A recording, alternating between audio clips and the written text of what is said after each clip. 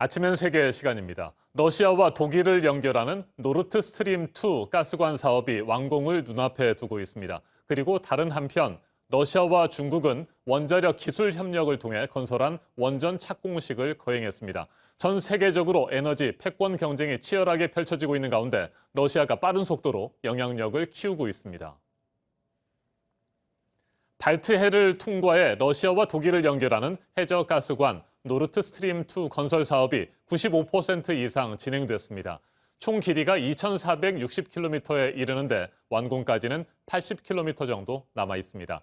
독일은 2011년에 완공된 노르트 스트림 1을 통해 수입되는 천연가스 중 51% 이상을 러시아로부터 받고 있고 노르트 스트림 2가 완공되면 러시아에 대한 의존도는 더욱더 높아질 것으로 보입니다. 미국은 러시아의 영향력 확장을 우려해 한때 관련 사업에 대한 제재를 가할 방침이었습니다.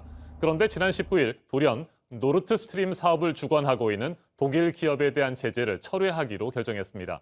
대신 러시아 선박 등에 대한 제재만 유지하는 것으로 알려졌지만 사실상 가스관 건설 사업을 용인한 것으로 해석되고 있습니다. 독일과 러시아 측은 모두 환영했습니다. 앙겔라 메르켈 독일 총리의 말 직접 들어보시겠습니다.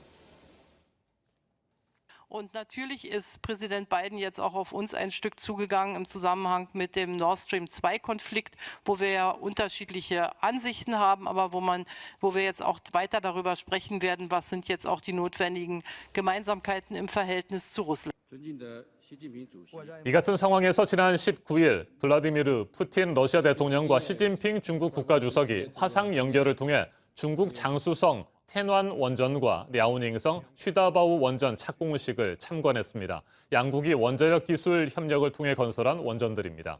미국의 압박이 계속되고 있는 가운데 러시아와 중국 정상이 에너지 분야에서 협력 강화 목소리를 내는 것이어서 그 파장이 주목됩니다. 시진핑 주석은 중국과 러시아가 원전을 함께 건설하고 운영함으로써 세계 원전 안보 분야의 본보기가 돼야 한다고 말했습니다.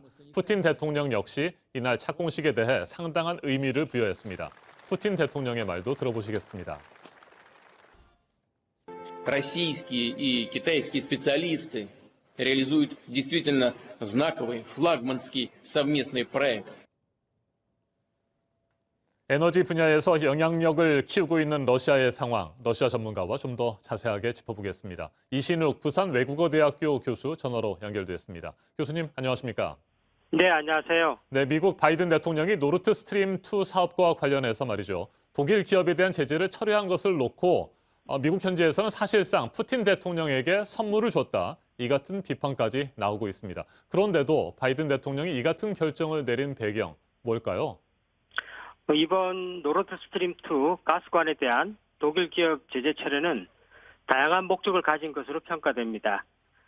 첫째, 미국은 유럽의 주요 동맹국인 독일과의 마찰을 최소화하면서 러시아와의 관계 개선을 모색하고, 둘째, 미국 바이든 행정부는 러시아보다는 중국의 패권 도전을 매우 심각하게 보고 있어 냉전 시대처럼 러시아와 중국을 서로 분열시키려는 것으로 보입니다.